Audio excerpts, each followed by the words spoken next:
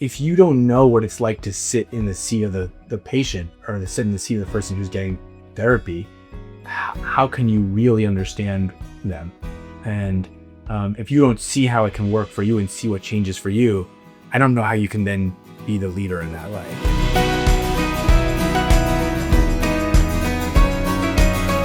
Welcome to the Sober Spill podcast. I'm your host, Isabel. On this podcast, we have real conversations with people in recovery, their families, and organizations that pertain to this field. Today, I'm here with the host of the clinical side of our podcast, Jana Wu. Thank you, Isabel. My guests will discuss best clinical practices, new emerging trends in substance use and mental health disorders, and how we can best take care of ourselves and our loved ones in recovery. See you every Thursday. And come spill with us soon. Welcome to the Sober Spill, Dr. Ben Bernstein of Redwood Psychology Group. Thank you so much for coming to the city to join us. Thank you so much for having me. It's great to be back in the city. I lived here for a decade and now I live in the suburbs, and it's great to be back in the city. I know. It is great to be back in the city after moving out to the suburbs. I think many of us can relate. Yeah. Actually, let's just start in that. I heard something very interesting on your public bio. So you were part of the Upright Citizens Brigade, and I think that's very interesting because Ben is also a PhD psychologist. So tell me about that.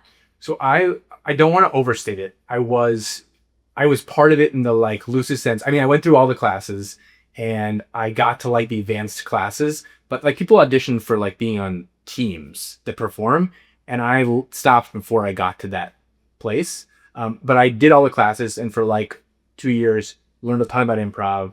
Did a lot of improv, performed at the UCB, the old UCB theater. And it's the best thing you can possibly do, I think, for becoming a good therapist and a good psychologist is to take good improv classes, or just take improv classes for several years. Because the thing that drives the most benefits for people in therapy is the relationship they have with their therapist. Mm-hmm. And the best improvisers are really tuned into the other person. They're really listening closely, and they're working together to create something. And that's what good therapy is. All the other stuff in therapy is add-ons. But if you go to therapy scripted, mm-hmm. you're not going to have it's not going to go well. How did you get over I assume there was fear in doing improv, especially in the city with really good comedians and performers and other artists. How did you get the confidence to do it? And were there times where you just wanted to die and crawled your skin? There were some times where I wanted to crawl in my skin. I think I like the adrenaline rush of it. I like the fear of it, and I like trying to be funny and trying to make people laugh. Though in improv, actually, that works against you. If you look for laughs and try to make people laugh, it doesn't work. It's the opposite. One of the main books in improv theory is called Truth in Comedy. You're actually looking to have true, real moments with people, even if you're in a totally crazy, weird, made up scene. You want the connection with the person to be very real and relatable to the audience. That's kind of what's funny about it, is you're having this very relatable moment, but you're both putting the aliens in outer space, fixing a toilet or something. But the funniness, the humor comes from how that's juxtaposed with this really real relationship. It's so interesting. It actually does make me think of group therapy a lot, though, how you're having these really real conversations in an environment that for some people feels like it might as well be in outer space. It's different. You're in this environment where you're talking about sometimes some really heavy, personal, vulnerable things. But those are the best moments. Those salient moments when you actually feel something and you're connecting with someone else that's saying something so similar, and seeing yourself in them. And I'm just stuck on that too, just thinking about how it relates to being a good therapist. Did you know when you were doing improv you were going to become a psychologist, a PhD psychologist? I was teaching high school at the time when I first started doing it, and I had this side dream of wanting to be a comedy writer. And I had written some humor pieces that had gotten published in a few magazines, and I had some good feedback. And I thought improv was going to help me become a better comedy writer, and it was just fun. I liked going to see the shows as well. And it was community, so there's a lot of benefits to it. But I didn't do it thinking this is going to help me become a good therapist. But if there's one thing that we don't do when we train therapists that we should do, it's all the stuff you learn going to improv classes. You could drop, I think, 70% of the rest of the curriculum, how the brain works, the different modalities you learn and the different types of therapy that exist. I would drop all of that and just have people just do improv training and improv training and learning how to talk to people and listen to people and respond to people and tune into other people. That's what being a therapist is. It's true. And you're being watched, I think, as a therapist, as a group facilitator, as an individual therapist often. So learning how to really keep your focus with that feeling. I think that's why I was asking about crawling into your skin, because I know I worked with a lot of people that want to go into comedy when they get sober, but it's like, and I think part of it relates to, sometimes you'll talk about people in early recovery being adrenaline junkies, and you think of people doing like, physical activities that like are racing or like something like that. But I've also worked with people where it's like they want that feeling of standing on stage and having that exhilaration of not knowing what's coming next, of trying to really engage with the audience. And it becomes this really, like a deep passion in sobriety, but also like a lot of fear of being that exposed. Yeah, there's definitely a lot of adrenaline comes from it. There's no question that even though I'm saying I wasn't necessarily crawling into my skin, there's so much fear. And the thing that they say before you go out on stage is everybody in the improv group taps each other on the back and says, "I got your back, I got your back." So there is a kind of like, it's like adjacent to like a 12-step or AA kind of a program where part of the power of the improv group is the connection between the people and people saying that like they have each other's back. You're not going out there to make a joke at somebody else's expense. You actually want to make the other person seem funnier. You almost, it's like volleyball. You almost want to set the person up for a spike. Those are the most talented people, I think, that can really build up people and make them shine. I think about that a lot. Like really, That's like the interviewers. No, no, like really, they make, but it is. So I've been on the receiving end. We walked in here just to, I don't know if it's embarrass you or not, but like, we walked in here to this building today and like people were started cheering for you. They were just so happy to see you. So I think that you do have that effect on people. There's an interesting story. So this is like totally tangential, but there's a story I heard about this. There's this famous rabbi who is known as the Lubavitcher Rebbe. So if you go to Brooklyn, like a lot of the people who are in Brooklyn, Jewish people in Brooklyn, they were followers of the Lubavitcher Rebbe, Chabad movement. And there's a story of this guy. He's this very wise guy. He came to America. There was like, he had 20, 40 followers, and now there's like hundreds of thousands. The reason why I bring all this is because there's a story about him. This guy went around the world speaking to all these big religious figures, and he spoke to like the Dalai Lama. He spoke to gurus in all these different countries, and he also spoke to the Lubavitcher Rebbe. And they asked him what was unique about each person. He said, "Well, I can tell you this.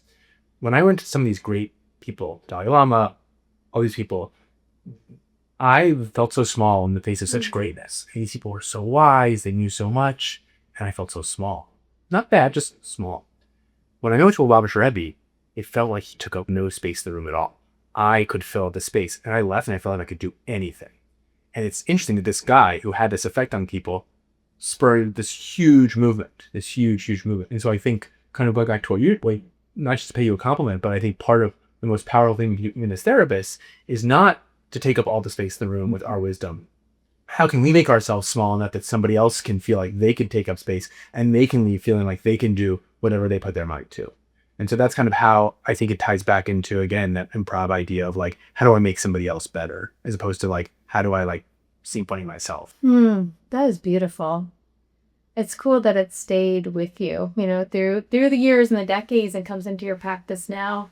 And I wasn't good at it. Like I think of myself as being, I'm funny, but like I felt like there were people there. I was like, they just walked in and they just like had it.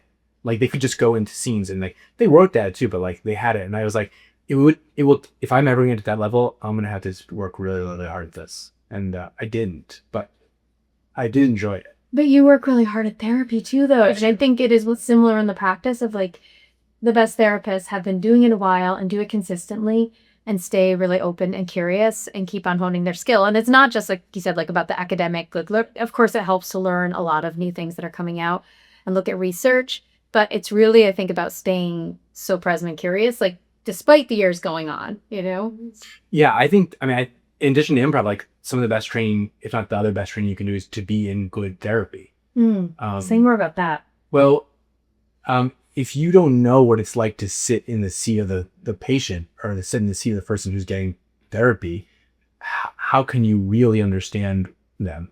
And if you don't see how it can work for you and see what changes for you, I don't know how you can then be the leader in that way. And in terms of being the therapist. I think you have to. That was how therapists got trained in a long time ago. Like you went into therapy with your therapist. This is like, in the 20s, and then you married them, and then like, no, I'm half kidding, but it didn't happen. But like you went into therapy, and then you became a therapist from being in therapy. That was the training. It wasn't like go and sit in a classroom and learn all this academic stuff. And to try to sit with people. You have to know yourself a little bit, at least, I think, to be able to like know somebody else. It's very true. So your practice now, you're based out of Connecticut. But are you licensed in New York as well? I'm licensed in New York. Okay, so you can see New York clients, licensed in Connecticut. And where's your physical practice? I have an office in Greenwich, Connecticut, and I have an office in Darien, Connecticut. Where in Greenwich? I was just there this week. Where? On Greenwich Avenue. Oh, that's nice. Do you spend a lot of money on snacks? I just mostly am getting like $15,000 watches. Okay. I did see Josh Hart, the Knicks player, on Greenwich Avenue the other day, and I was I had a client come in, and he's a basketball fan, and he's a college student, and he looks at me and he's like, "Is it possible I saw Josh Hart like walking outside?" I was like, "Yeah, I saw him like 2 minutes ago." He's like, "Can I just go like see if I can get a picture of him and come back?" And I was like, "Sure." And he went to find it, but he's like, "No, there's too much security around him," or something like that. But he wasn't as tall as I thought he would be. Okay. Well, you're pretty tall, so you also play basketball? Yeah, but not like, I mean...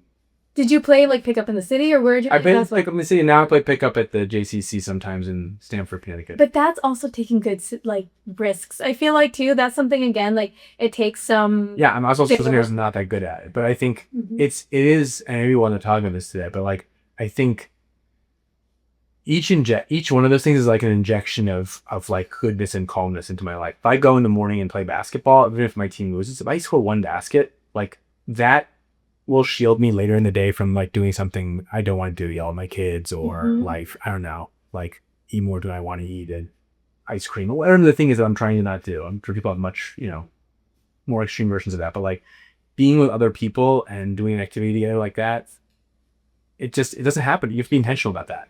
So. And I do love just like doing things that we feel self-conscious about in public that are like healthy. Like for me, it's like working out. I work out in a CrossFit, so with other people that are super fits and a lot younger than me, and I love it.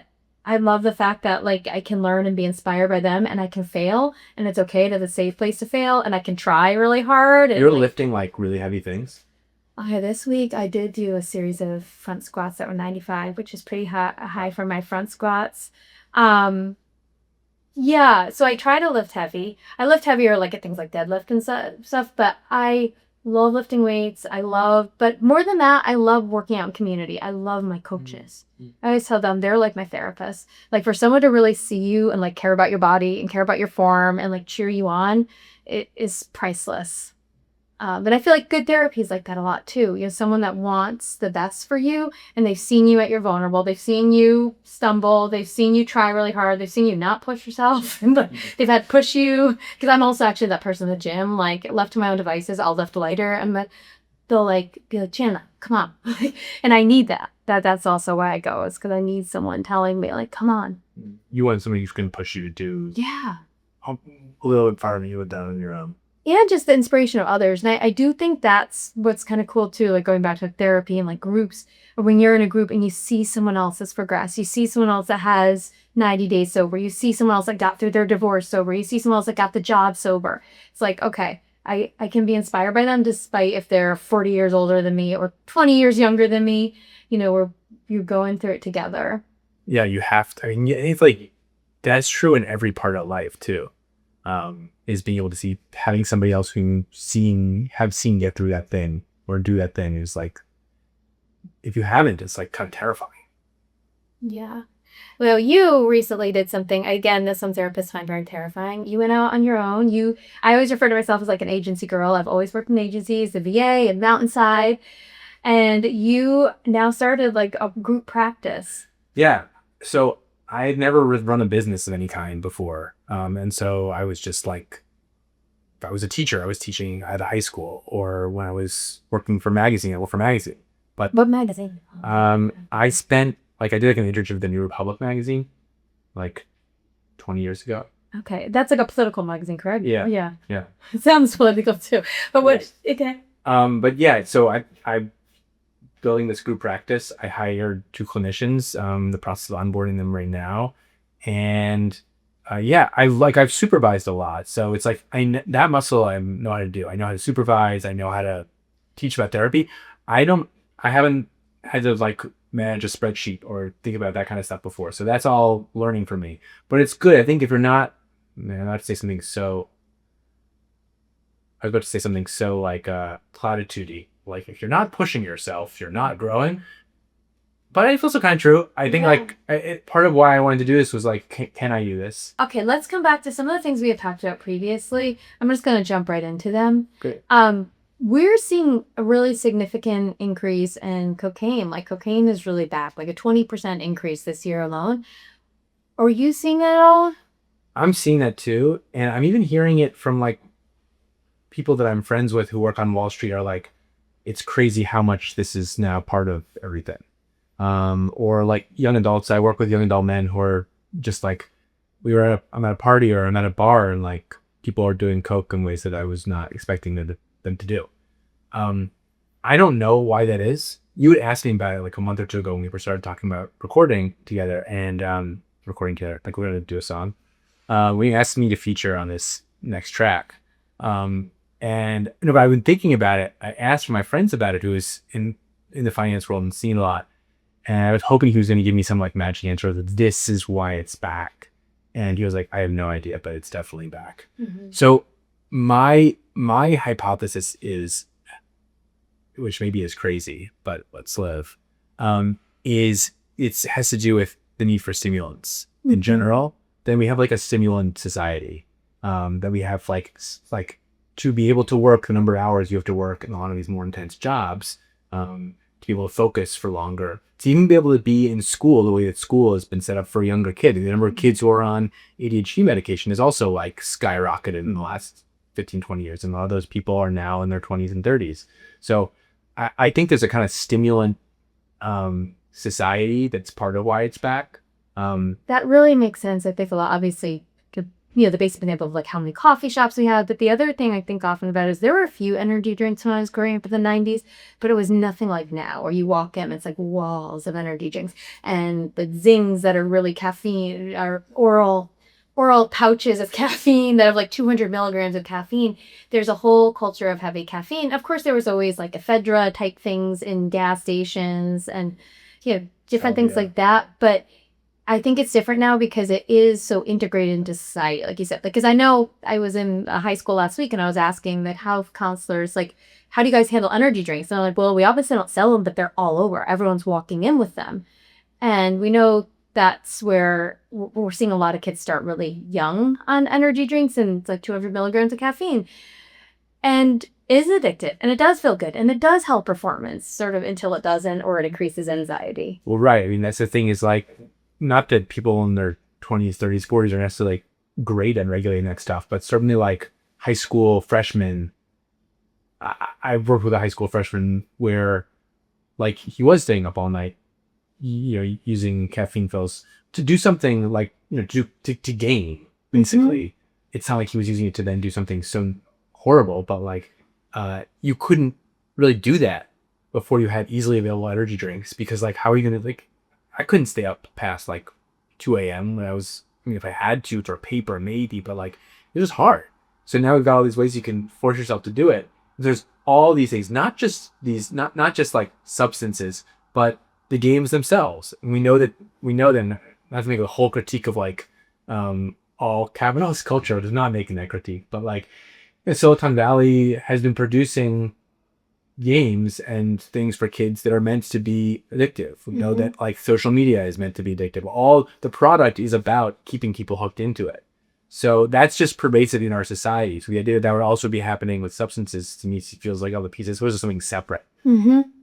Yeah, gaming is really interesting because I think gaming, similar to social media, the arguments are valid. Like it does create community and connection. I know a lot of adults, like in my age, that still like game a lot. They talk to their friends in different states. And I'm like, what do you do? They're game, And I think of my brother with his cancer and he couldn't go out. I was like, thank God he can still like game with his friends, and still have connection.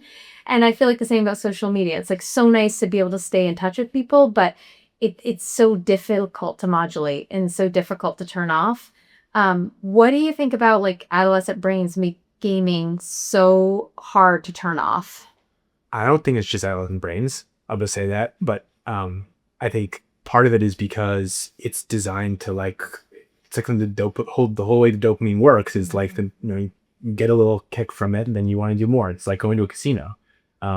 So and being the slot machine, like you can do enough intermittent reinforcement such that you win a little bit, so you want to keep doing it. I think the thing with gaming, it's kind of the thing with a lot of substances, which is like there are people who are able to enjoy gaming in a moderate way, and there are people who are not.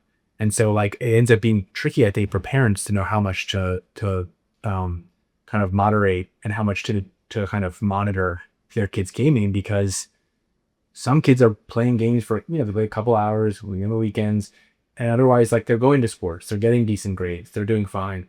And the other kids where the gaming takes over their whole lives is all they want to do. And that's temperament based, I think, with the kid. And what becomes really complicated is when you have multiple siblings in a family and you have the older brother, or let's say the middle brother or the younger, it doesn't matter what the order it is. Let's say the older brother who like, they can handle their business. And so the parents say, okay, you can have we'll give you free range on your gaming use because we know that you'll get your stuff done. And the younger brother comes along and they were like, well, can I have that? I'm like, well, no, because you don't stop. And so now parents have to figure out how do we keep the family intact and able to interact with each other, because it's not fair. Why does my older brother get to play and I don't? Or vice versa. Why does my younger brother have more freedom than I do? And no kid wants to hear, well, because you can't handle it. So there's no magical solution to that, I don't believe. But that kind of dynamic is like really common in all the families that I work with and see in my practice. So what do you do then in that dynamic? I think it's about actually trying to moderate it for everybody. Like, okay, great that like the older brother can handle it, but but we live in a family and like we need to have this family function. So we're going to have like similar rules for similar people for the kids. The real thing, the big shift I always see is like, look at what the parents are doing. So I do a lot of family work and family therapy, and part of the basis of my practice I'm building is that so much of what happens with kids and teens starts with parents and families. And so kids get brought in to be solved as when you used to be called the identified patient, the person who's got the symptoms. But so much of it starts with the parents and the families. And not in a blaming way. It happens to every single family. But so when I talk to kids sometimes who are being told, for example, by their parents that they use devices too much, a lot of times the kids say, I use my device less than my parents are. Like, I can't get my dad's attention out of his phone. Or my mom, every night, I know, like when I go in my room to go to sleep, she goes and watches TV for 6 hours or scrolls or whatever it is. So just like with a lot of these things, with a lot of this is the Sober Spill podcast, so we'll say with substances, but with all kinds of behaviors, it starts with the parents. So I see it even with my own parenting, where like I was taking my kids to school the other day and I found this bag of candy in the car that it probably was there from Halloween. It's like under one of the chairs. And I have two kids, they pull it out and they're like, can we have candy for breakfast? Like, can we have candy right now? And I got annoyed. No, you cannot have candy right now. It's 7:30 a.m. I don't want them to think that you can have candy for breakfast and have Snickers as like your breakfast. I get very right. Yeah, I just like just instinctively. I didn't even think it through. I was like, no, I never eat candy for breakfast. That's like a crazy thing. So I drive them to school. They like complain about it, but deal with it. And I'm going home and I have to pick something up at the store, and I pick something up at the store, and then there's a bakery next to the store that I was thinking it was the cleaners. I picked up my shirts and I'm like, we're at the bakery. I'm right here. And there's like a chocolate chip muffin. Like, oh, that was pretty good. So I get this chocolate chip muffin, and as I'm biting it in my car, I see the candy bag there, and I'm like, I am such a hypocrite. Like, it's like 30 minutes later, and I'm eating chocolate chip cake right now. And they can't have Snickers because it's so wrong. And so, like, not that, like, that's the best example, like, give your kids candy for breakfast when they ask, but just, like, so many of the things that we are asking our kids and teens to not do, we don't have a handle on. And we won't look in the mirror as parents a lot of the time, as families, and see how are we modeling these kind of things for our kids. And then accept that there might be a cost. If I'm on my phone at dinner, if I'm on my phone and scrolling all the time, my kid sees that all the time, like, I can say, well, I'm a grown-up. But, like, it's still setting a certain kind of model Yeah. for the kid. And so then part of the cost of that kind of behavior is going to be what we see for kids. Yep. Yeah, I think about that a lot.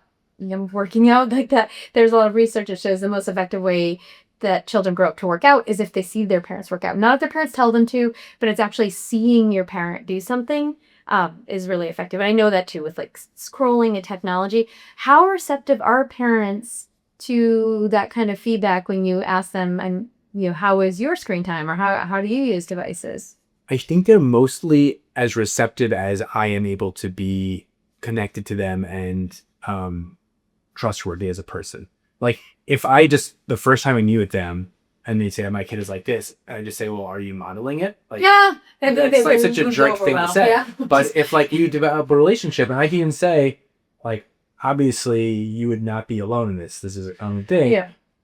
But can you like what does your screen time look like? Or like tell me about what your substance use is like, or even what were you like when you were a junior in high school? Yeah. Like, were you a good kid? And they're like, no, I was like delinquent, but I don't want my son to grow up that way. It's like, okay, well, we're gonna work on that, but can you model? Can you have more empathy for your kid because they're half of your genetic material most of the time. So, and they're growing up and seeing you model all these things. So it's interesting. There's some quote from Carl Jung, this famous psychoanalyst. They go contemporary Freud. So it's like, I'm gonna get it wrong, but it's basically like the greatest threat to children is the unlived lives of their parents. That makes sense. And so I think we see that with all these things we're talking about with teens and kids is really coming a lot of time from the parents. And what happens sometimes is you have something is causing anxiety between the parents, and it's a lot easier to make it like, the Fix Our Kid project than the Fix Ourselves project. How much do you think parents should disclose? I think this comes up a lot with us when we have parents that struggle with substances like that. How much do I tell my kids? And I don't mean just young kids, but that's one question I guess we could tackle. But like, how much should they tell their kids about their past? Older kids, some of our parents didn't grow up in the time of like everything they posted online. What do you recommend to families? It's hard to know with like a blanket recommendation for anything, which I know is kind of a cop out, but it just is true. That's like the basis of my practice, basically, which is that every single family is different. Every single treatment is different. It's not all the same. That said, I think based on what a parent knows and can understand about their kid, to sort of think about how much can I want to I would say to share enough that the kid can see that they're not alone in dealing with the struggle, but not so much that it becomes about the parent. Like, if you're like going to tell your entire story of your relationship with substances to your kid, that's kind of about you as the parent. If you want to say something briefly that can help the kid to see that they're not alone, that you've gone through this, kind of going back to another thing we talked about, having models of people who've been able to get through a hard thing, that feels appropriate to me. At the age that seems right. I mean, it's kind of vague, but like I could imagine certain 15-year-olds who can handle hearing something that's kind of intense, and some 17 or 18-year-olds who are still kind of like not ready to hear some things from their parents, maybe potentially. It depends on maturity and the kid's personality. But I think finding that line where it's enough that they can be helped by it, but not so much becomes about the parent. Yeah, that's actually, I think, a great place then to go to therapy with, like to ask to get some objective feedback around from someone that's seen a lot of different families. Because sometimes even your own family might not be the best place to ask for advice on that, or even your own friends, but asking someone else that's seen a lot of families and different dynamics in that way. And also, I don't see a lot of teenagers wanting advice from their parents. Yeah. Mostly the problem is that the parents need to listen better and not come in and say, well, let me tell you about what it was like when I was a kid. Like, great, you had this horrible issue with substances and I'm having something right now. But it's more important than anything, going back to the improv thing we've talked about earlier in this podcast, was like, how well can you listen? And a lot of the work that I do with parents and teenagers is helping the parents to listen to teenager, because most of the time the teenager already heard the advice 5,000 times. Like, oh, I should study harder in school and I'll get better grades. Like, thank you for finally telling me that. I was thinking I would just never do that. Like, they know. If they're not doing the studying, there are other things in the way that are not lack of hearing it from their mom or dad. So a lot of times what I want the parents to do is like, can you ask the questions and then shut up? Can you ask the questions and then when you hear the answer, sort of repeat it back and make sure you heard it right? those are the skills that parents, I think, need to develop much more so at that age, middle school, high school, than giving advice. If the kid asks for advice, that's different. But mostly it gets offered unsolicited. Yeah, that's actually, I'm kind of stuck on that. It's really good feedback. It's good. You're stuck on that with your own Just, kids? yeah, my own kids. I'm like, oh, how often are they actually asking for feedback? And my kids right now, it's not really. They're not asking me, do you think I should wear this? Do you think I should do this? Yeah, There's a safety issue and they're like, doing something unsafe. I think then it's the time to go out. But if it's like, you just don't like the way that they look, or you don't think that what they're doing is cool, or I don't, and then even with school, I think the school comes up a lot. Parents really, really want to control everything around that. And, kids often will either ignore it or they start talking back disrespectfully. And they think parents like, they're so disrespectful. And it's like, well, how respectful are you being of them? I felt like very much of an advocate for kids. And I think that is where I stand. There's a quote I like by Roberto Bolaño, who's an author I really like. And he says, if you say everything you want to say, you're going to hear things you don't want to hear. And I think that applies a lot with parents. They'll say, like, I just told him he has to study if he wants to make it in life. He doesn't want to end up in community college. And then he cursed me out. And it's like, well, he shouldn't do that, but also don't say that. That's not a specific person, but just like, there's things like that parents will say. I don't have a good segue for this, but I want to go back to gaming because I think another question that parents come back to is concern over their kids playing a lot of violent games. When, again, a lot of adults play like Call of Duty and other games that could be considered violent. How do you respond to parents' concerns about that? I think that parents can intervene and limit that, and then just have to tolerate their kids being angry at them about that. How much of the time are the parents actually getting involved in looking at the game? Watch the kid play the game with the kid, actually observe it. You will get more credibility as a parent with your kids if you've actually looked at and done the thing. That's really true. Versus like you glimpse it for a second, or you have this idea video games are bad, and so you just ban them, or you don't ban them and you just like let the kids do it and then are just mean to the kids because they're doing it, or like make snide comments. That's a bad relationship. Like the question ultimately underneath it for me a lot of time is like, how can I have a good relationship with my kids? That doesn't mean giving them what they want all the time, but actually taking the time to like just listen and get to know them.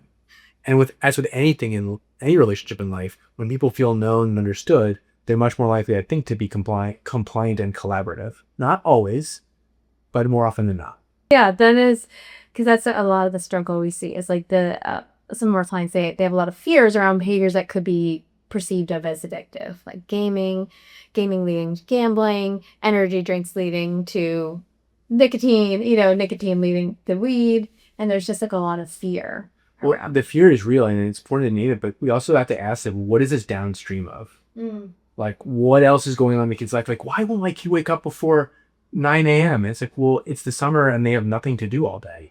So, and you live in a wealthy suburb, so they don't have to, like, they're going to get food either way. They don't have a job to go to. So there's a kind of like exasperation or a fear that about the kids, like, how are they getting up? And when I was their age, I got up and did stuff. And it's just, if you're being raised in a different environment with different expectations, there will be different outcomes. And so, there's that famous saying, like, wherever you go, there you are. And there's truth in that for sure. If you are a miserable person and unhappy in some place, you are probably going to have a lot of the same difficulties in other places. Sometimes, though, wherever you are, there you go. There's an environmental piece that really matters. I know they talk about this in the addiction world, like people, places, and things. But like, there's a degree to which, like, it really does matter sometimes the setup somebody has. So if you want to find out why your kid is doing those things, come to them with curiosity. What do you like about the game? Why are you playing it? Who do you play with? What else is going on in your life? Like maybe you don't have anything else going on. And so that's why they're doing that. They're not interested in the sports that are available, or their friends at school are not the right, not great friends, or they just haven't made friends at that school. I think people forget what it was like in high school, where you're kind of just randomly thrown with whoever you are near geographically. And you had no choice in that. And sometimes it's 1,000 people. Sometimes it's like 100 people. And like, I don't know, if you put me with a random 100 people, I might find a lot of people I like, but I might find out what I don't like depending on where I am, who I am, my background. And so I tend to really, maybe some would say overly so, really try to understand who this kid is, what's going on with them, what makes them tick, and the environment that they're set up in to understand why they're addicted to gaming. There's some temperamental stuff. Like you have children of your own, which you do, but like, your kids have different personalities, and some of them are going to be more likely to be independent or more likely to be addicted to something or more likely to be impulsive. Fine, there's that. But there's also stuff that's shaped by the environment they're growing up in, and parents have a role they can play in trying to shape that. And so I want the parents to see their own role and their own control. It's not just about making policies, not just about what should the banning be, but get to know your kid. I think a lot of it. Is that too aggressive? No, it's not at all. I think people just feel so busy. I mean, I think that's what I always hear is like, oh, I don't have enough time. I don't have enough time. There's always concern about time. And I think it goes back to actually something we were just talking about with productivity and cocaine and the stimulant society of. If we can get the parents to stop using cocaine all the time, then they can finally regulate their kids' game use, right? Well, it's more like, I think sometimes we are being productive enough, but we think we're not productive. Because if you're just looking at snippets of people's lives online, you're just looking at other people's accomplishments, you think like, I should be doing more. I should be doing more. And I think that's part of what drives that stimulant desire too, of feeling like we always need more energy, we need more time, we need more. There's not enough time, not enough energy. Yeah, I think so too. It seems like one societal shift is that there are more jobs than ever before where you could be doing something for them at all times. That's very true. And that I don't know that was true 20 years ago, or certainly wasn't as true 40 years ago. Let's talk a little bit about AI and therapy. Like we're all seeing a huge movement towards not just, of course, like AI helping write clinical notes, but people using AI platforms.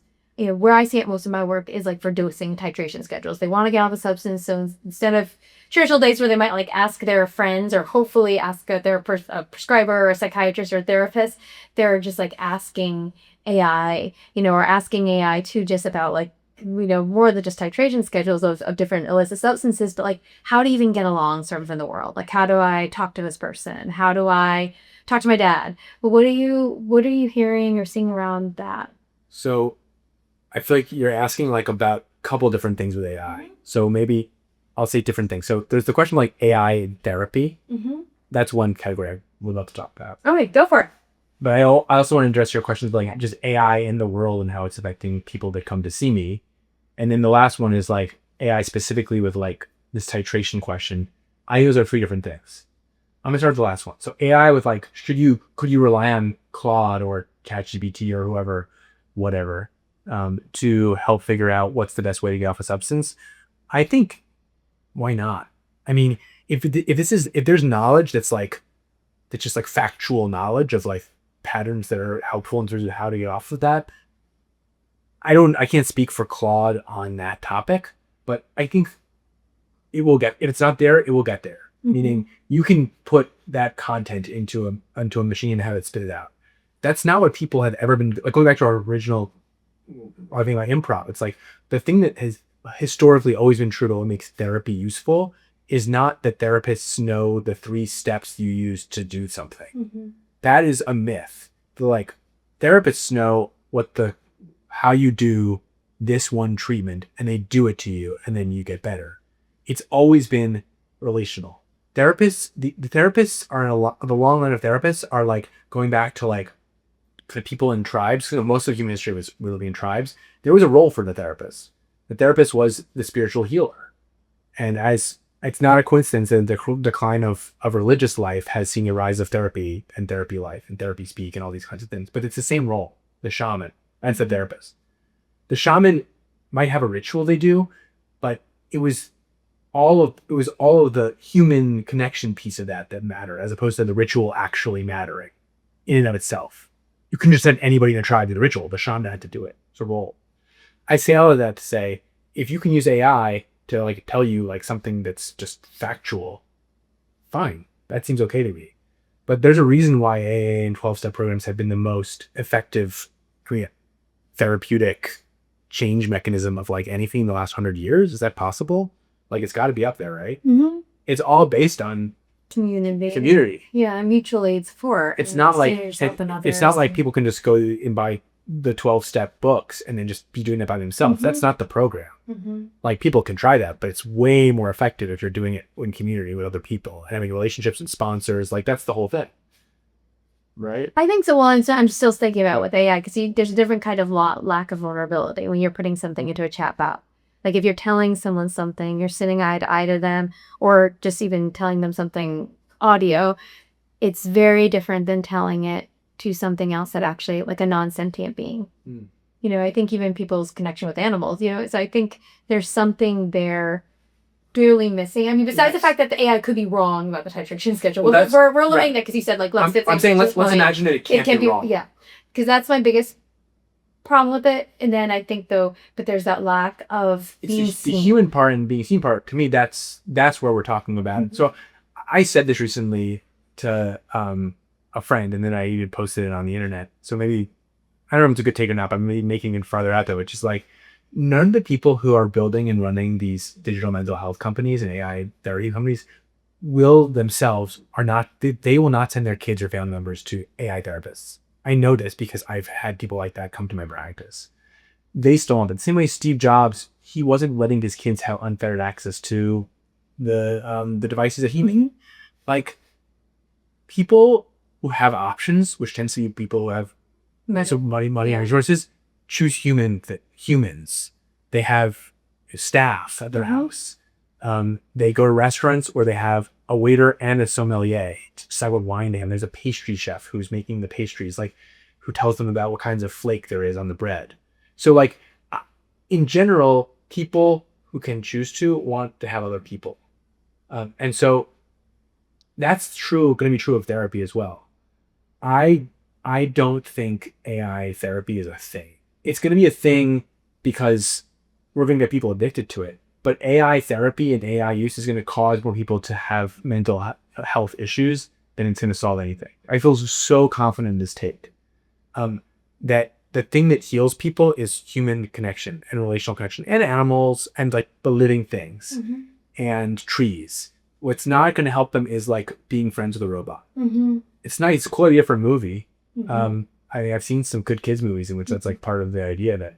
But the thing that's been helpful for people is the thing that's always been helpful for people. Just like being part of a community, having purpose, and having other people who both you depend on and who can depend on you. That's the whole formula.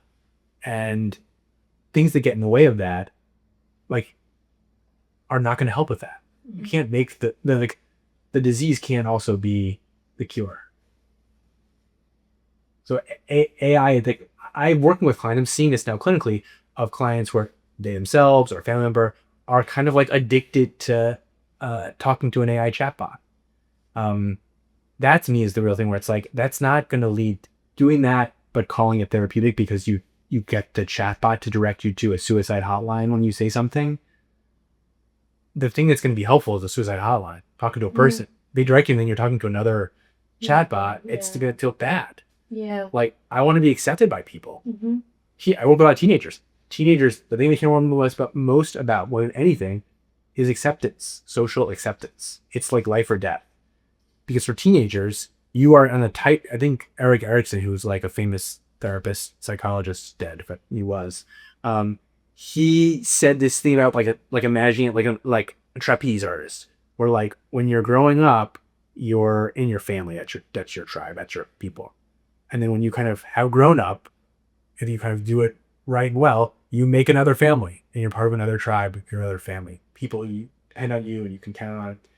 But when you're a teenager, until you do that, you're, like, in the air in between those things. It's a scary time. It's just looking for that. It's like kids do all kinds of, like, peer pressure is always this big thing. And you need to make sure you fit in with somebody. It's a basic primitive human need.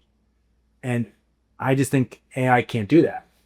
I use AI for all kinds of things. It's great for all these, like, concrete tasks. And certainly, like, you can engineer and rig up a study to make it look like the AI robots or AI chatbots or whatever are, like, effective. But it's not true. Yeah. And the evidence, again, is, like, watch when people are voting with their feet. People are not like, yeah, it's a myth. I mean, it's not going to do anything. Suicide rates are not going to go down because of it. I'm not saying, by the way, I'm not saying like human therapists are all good. Like plenty of human therapists can give wrong information, can be like, can do negative things. It's not like therapists are all good, and but AI is not going to solve that. Yeah, I think too, with when I think about people using AI and these points of vulnerability, there are things that AI doesn't know it's missing until you tell it's missing. Like, and I always find that so fascinating. But like I agree with you. But like, let's say that can get better. Like, it could get to the point where like the AI doesn't make mistakes. Yeah. But like, great, you just learn how to have a relationship with somebody in something that doesn't make mistakes. Yeah, Like, because then you're not learning, or part of what I know, I'm quoting all these people, so I like some of these quotes, so I'm gonna do it anyways. Irvin Yalom, who kind of invented group therapy, that's controversial, but I think he did, and wrote the textbook on group therapy, and he's written some amazing books. Irvin Yalom, he's like 99, and he's 100 now. But his whole thing about therapy is it's the relationship that heals. It's the relationship that heals. And you can't have a human relationship with a non-human. Now, if society gets so changed that like we just have AI bots, robots, Tesla bots, whatever, walking around, it's just, that's just like part of our world, our universe. I don't know, maybe then you have an AI therapist that helps you learn how to be friends with the robots, and the androids. But for now, and even for the foreseeable future, that's not what's happening.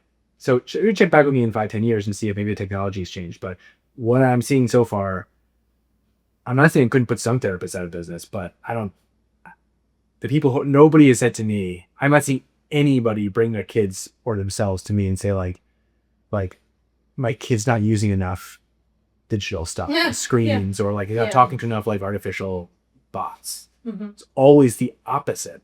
How do I get my kid, how do I get my teenager, how do I get my spouse, or how do I get myself to have relationships with people? It's all I want is for my kid to have friends. It's for myself to find my partner who loves me, who can understand me, who can accept me for the good and the bad. But it has to be a human doing that. The AI does it, that's like fake. It's like playing with a cheat code. It's like, hey, guess what? I beat the whole game using cheat codes. It's like, cool. It's fun the first time, but nobody should respect you for it, and you don't really respect yourself for it. It still sounds very lonely. So lonely. It's the exact crisis that's like, they talk about like mental health crisis. There's a male loneliness crisis. All these crises, whether they exist or not, they're all predicated on people not being with other people. So so then with the AI company, some AI companies will say is, well, our product will actually help you get a plan and then go meet with other people. Like, yeah, maybe, but the business model is always going to be how we keep you coming back. The business model cannot be for an AI company, for anything, is like, how do we get you to non-use us? To launch. Yeah. Yeah. Do you remember what my other two questions were? Yeah. So I'm impressed. I know. one of them was about like AI as just like a kind of like a content knower about like, how do you get off these drugs, or how do you like what's the best way to lose weight or something like that. To me, that's knowledge that like I think is fine to get from I mean, you can get whatever you want, man. I'm just saying what's going to be effective. I think that could be as effective as going and paying somebody to tell you like, do it this way, if the information is correct. And frankly, the chances of the AI getting the information correct are still probably, or they will be soon, as good as many of the experts. I'm thinking if it's not there, it will do it. That they can fix. What you can't do is make the AI be a person. So those are two of the questions. I think the last one was just my clients and how they're bringing AI into the work. I think sometimes it's about actually, one is people who use AI and then have questions of their own capacities or their own integrity. So people who are using it in between sessions, sometimes to produce work for their jobs or for the school, and then feeling like, did I do something wrong? And do I actually know this thing or not? I don't do it. That's fine. I'm not like, we can talk about that in therapy. The other way I see it is getting in the way of relationships with other people. It's getting in the way of relationships with other people. So men, women in their 40s, 50s who are not talking to their spouses as much because they're talking to Claude or ChatGPT or whatever. Or doing rabbit holes like down, again, I say addicted, but it's like compulsive more than anything else. Stuck. And so that's not good. That's not a unique thing to AI. There's all kinds of things that can get people stuck that way. And yeah, I mean, pornography is a big one. Gaming can be one. There's these things that kind of like give us momentary pleasure or a sense of some kind of stimulation. But they create a bad dependence. It's because here's the thing. I mean, this is like my soapbox thing I want to say, which I'm going to steer us towards, but I think it's related, which is about dependency. So dependency gets a bad rap. Dependency is, and being dependent on substances is like this really bad thing, obviously. But dependency even on other people is given a bad rap. I want my kid to be more independent. Why can't it be independent? Even when I don't want some kid to like launch into the world, so they're being independent. But like in the history of the world, true independence has never existed. It's always been interdependence or dependency, actually. We're dependents as kids. We're all dependent on each other. We need each other to like have this. The building we're in had to be built by somebody else. People take out loans. Dependency is all around us. And oftentimes when people are turning to non-human forms of dependence, again, like drugs, alcohol, pornography, games, gambling, it's because something got messed up in our ability to be dependent on human beings. And so we've chosen to depend on something instead that we know will give us a little bit of a jolt. It'll give us a little bit of stimulation, maybe a lot of stimulation, but it's dependable because we at some point decided that we couldn't count on the human that we were dependent on. And so a lot of the work in therapy, and again, just to kind of say I work in recovery, is can you learn to be dependent on human beings and trust them and find good people who you can depend on in your life? So that goes back to like the AI thing. It's like AI is dependable, but it's not human. So it's not going to help us become more dependent on other humans, which is really the goal, I think, of life, human life. Yeah. And that humans are valuable and that I think we can survive through that too. Did you say valuable? Valuable. Fall. Oh, got it. Yeah. I think so. The things that I was thinking about that still interest me, like if we go back truly to like what is the male mental health crisis, the stat that I have, and I don't know if this is true, and I can cite the link to this, but that in the States, 79 to 80% of completed suicides are males. That sounds so astronomically high. And I see it as you. What do you say to us, of course? I mean, one thing I know about this is that not as a rule, but frequently men tend to make suicide attempts in ways that are harder to reverse. They're more violent. Versus women, not always, but tend to make suicide attempts in ways that are more possible to come back from.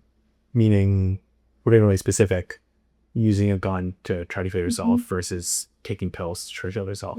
Let's talk about what's maxing and like what do you think of men? And like it's just Looks maxing. Yeah. You remember that? Yeah, I think the looks maxing question for men is something that women have been dealing with for as long as there's been mass media. And now it's just come for men, and it's just as destructive to men as it was for women. And you're seeing just as much disordered eating and just as much negative self-image and all the stuff that plagued women when I was growing up is now plaguing men too. So there, I guess, is a kind of like messed up equality to that. But that is not going to be fixed until societally we are not focused on the importance of appearance and having, again, going back to kind of artificiality, making people who are looks maxing or whatever, they're using steroids. Like there's a whole thing like, are you natural and are you natty or not? Like are people using steroids to look as buff as they are? And so like this wish to like be as good as look as good as possible is going to be, that's going to keep coming from society. So many of the things that I think we can solve as therapists, we cannot. That like mental health practitioners are there to treat, but we can't stop the spread of it. So you can make 1 million extra therapists a day, just like in a factory of great therapists, and it's not going to solve the mental health crisis because they're making mental illness faster than we can. Anybody's going to solve it. Intervene, yeah. We're swimming and breathing in it. So that's really the issue, I think. Yeah, I think the one last thing about that, I think you're absolutely right. That's usually what I say around like the men and the women. But I think the other part is just like where we are with the commercialization of like our bodies. Like we can optimize anything now. We can change, we can change the shape of our eyelids, not just, we can change our whole body and facial structure. So I think, and it's more accessible to the masses. I think that's very interesting to me, and that people can now, there is much more obviously like media like closer to us, literally and figuratively, like right in our hands, right in our faces. So it's shaping, I just think, our aesthetics to a tipping point. I love the movement and how it's related to anything of just people appreciating natural features, whether it's like uneven, crooked teeth, spaces, gaps in teeth, people appreciating something that is unique. And I think it does relate to AI. Like there's no AI actor, actress, or anything I think that we will ever find as attractive and beautiful as like a real human, you know? Yeah. That may be human with modifications, but like there's something about, I think, the human condition that we can't even predict the things that we sometimes innately really love. Like it's so deeply encoded in us. And when you see it, you know it. But I don't think AI will really get it. It's really humor. I hope so. I hope you're right. I think you're right. The question for me is going to be like, in 10 years, are we just like all walking around the streets of Chelsea here in New York City with like AI android robots? And so then that changes everything. Like, are they just part of our society? It seems like weird to be talking that on a therapy podcast or a substance use recovery podcast, but this is what's happening in the minds and lives of everybody that we're seeing. And so I will just say again, like, I think that the cure for feelings of alienation and loneliness and things that drive people to do things that are harmful to themselves is connection and humanity and spending time feeling seen and enjoying ourselves with other people. So like anything in that direction that's gonna help me do that are good, and all things that are gonna pull me away and keep me isolated and alone and talking to my phone are gonna be negative. And that's the rule of thumb that should guide us, I think, on all things related to AI. So yeah, thank you so much for having me. This was a blast. Thank you, Ben. Thanks for coming to visit us in Chelsea. Yeah.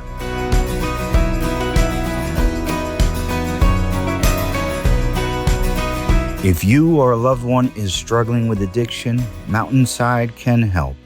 Call 860-365-6764 to speak with our caring treatment team.